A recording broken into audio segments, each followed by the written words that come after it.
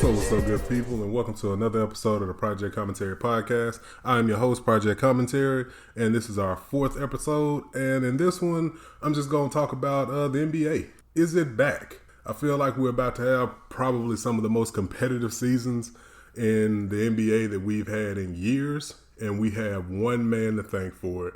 That guy's name, Kawhi Leonard. Let's jump into it.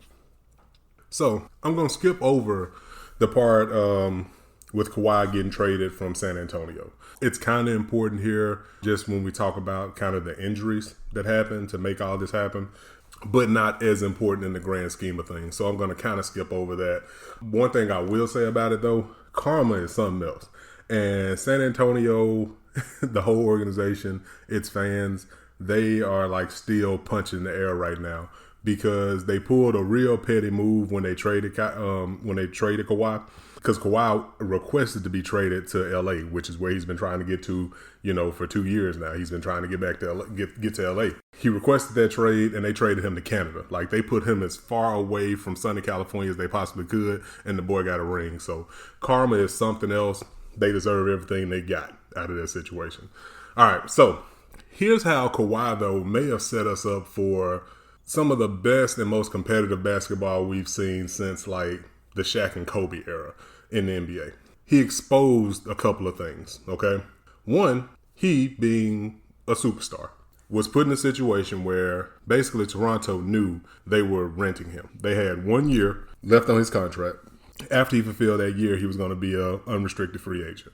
So they knew they only had 1 year to get the most that they could out of Kawhi Leonard. They took him, they fired the coach, they did some... they brought in some talent, brought in some pieces to put around him to try to make that situation as lucrative as they possibly could. And it worked out. They got a ring out of it, okay? It worked out great for them, but I think it worked out even better for Kawhi Leonard. Here's why. He kind of rewrote the narrative on what the NBA has to look like. That team, aside from Kawhi Leonard, and if you've been watching basketball enough, of course, Danny Green and Marc Gasol, just if you're a fan, and Kyle Lowry. But it wasn't a very stacked team. So he was able to take a team that was pretty much just him and a bunch of role players and was able to get to a title.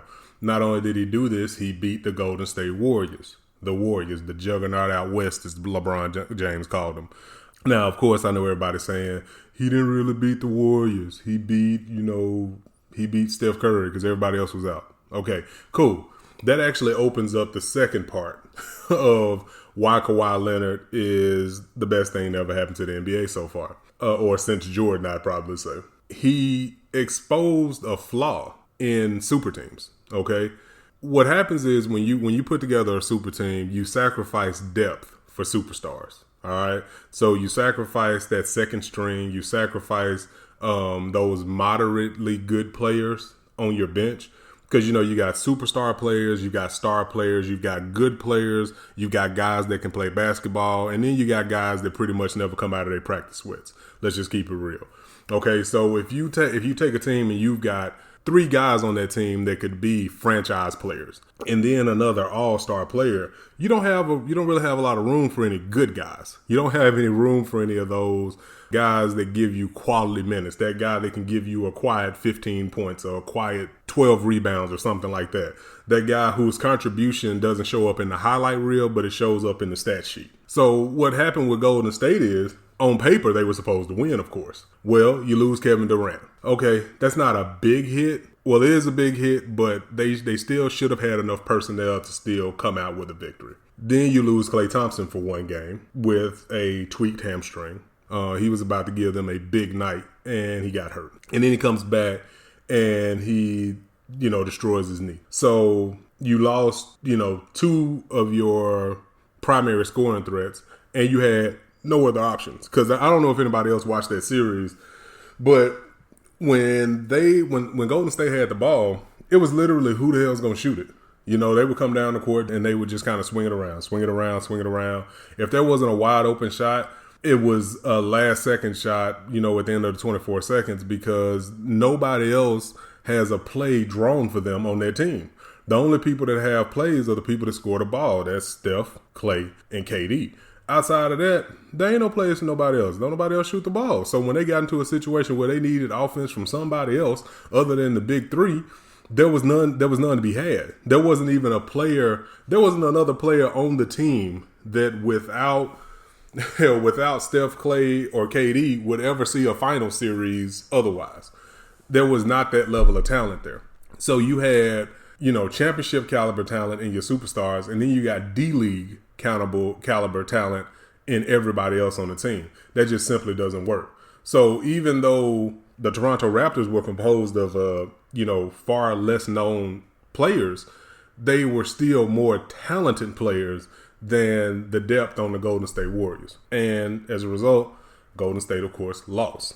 So what happened there was Kawhi Leonard proved that one superstar will get the job done. Because regardless of whatever happened in the finals against Golden State, he did still make his way through the East. They still did beat like Philadelphia 76ers, which does have a nice squad. They're young, but they essentially have a two-man thing with Joel Embiid and Ben Simmons. They have the two-man punch. He showed that one superstar and some role players can go all the way to the finals and win. And it also exposed, like I said, the fatal flaw in super teams. And you can see it now after free agency. You can see the impact Kevin Durant getting hurt made. Because it made these guys these owners look and go, whoa, we can spend all this money and try to buy a title. And, old folks been saying for years, you never put all your eggs in one basket. You know what I'm saying? Why? Because you dropped that basket, you broke all your eggs. That's why. You know what I'm saying? You split some of them up. So if you are hedging your entire season on one or two players, if either one of them comes up hurt, all of a sudden you're no longer a contender for a championship. So now in free agency, you can see you're seeing the dismantling of some of these super teams, and these teams are looking for more depth. They're looking for that one good guy or the two good guys instead of trying to have a starting five that's all stars. And that brings me to my second point of why Kawhi Leonard could have possibly made this the most competitive NBA we've seen in years. After all this, he still didn't want to play in Toronto, so he's like, fuck it, I don't want to be here. I still want to get to LA. Well, rumors had leaked out that the Clippers basically were no longer in play. Anthony Davis had made his way to the Los Angeles Lakers, so it's Anthony Davis along with LeBron James. They signed Boogie Cousins to a 1 year. And the thing is, or the word is, Kawhi is still coming to the Los Angeles Lakers.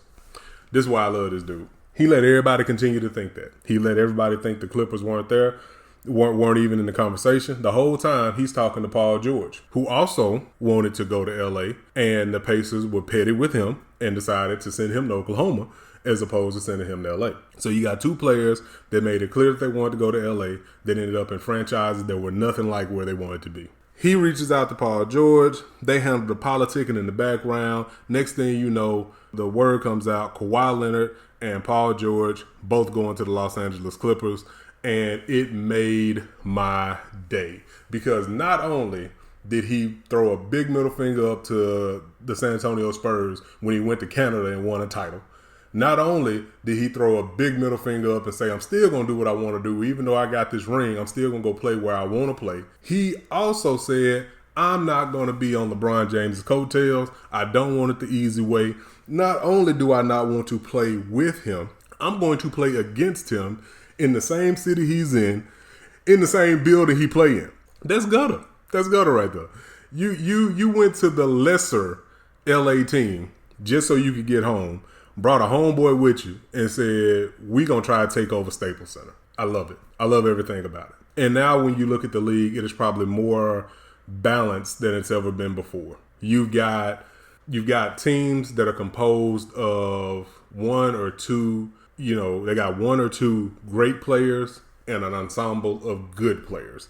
You've got, because prior to these upcoming seasons, if you were a basketball fan, you could pretty much look at the rosters of these teams and I could give you at least the last four teams. You know what I'm saying? Like the Western and Eastern Conference Finals. I could pretty much tell you who's supposed to get there just based off the roster.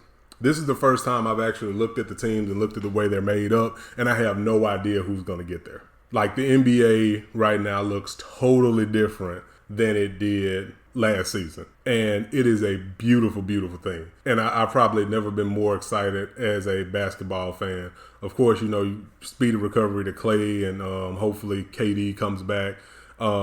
Even at 95% of what he was, he's still better than damn near the whole league. I mean, honestly, probably 85 or 90% of what he was. He's still better than most of the NBA. Hopefully they come back and they're able to put up numbers the way they did prior to the injury. And, I mean, that combination of him and Kyrie and Brooklyn, then you still got the situation in Philadelphia with Joel Embiid and Ben Simmons. Hopefully Ben Simmons gets a jumper. Otherwise, don't know what's going to happen there. Butler went to Miami, and right now they're actually talking about Russell Westbrook. Since Paul George is gone, he's considering a trade, and he said Miami is something he'd be interested in. Man, Jimmy Butler and Russell, that's an explosive backcourt. Like, that's a problem right there. Then you look at like Dallas, they've got Kristaps Porzingis and the young kid, the rookie of the year. Can't think of his name, but he's cold. I do know that. You still got the Chris Paul, James Harden thing in Houston. Still not going to work, but they're still a dynamic duo. You got Bron and AD. You've got Paul George and Kawhi. I mean, and then you still got in Portland with CJ McCollum and Damian Lillard. So you got all these dynamic two-man, duos in these teams now, and it's going to make for a really competitive season. And we have Kawhi Leonard to thank for that. If not for him basically making lemons out of lemonade, and then still having that competitive nature to say, no, I don't want to create another super team. I want to play against that guy. I don't want to play with that guy.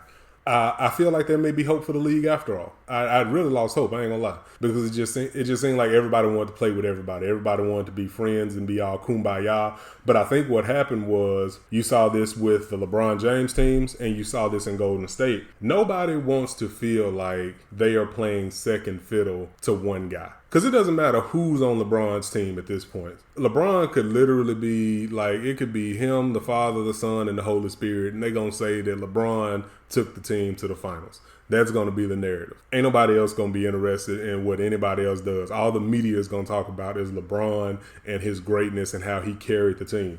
Well, you saw that same thing in Golden State. Golden State had already won a chip before KD ever got there. But all of a sudden, when Kevin Durant got there, now it's Kevin Durant and the others. You know what I'm saying? And it caused a problem in the locker room.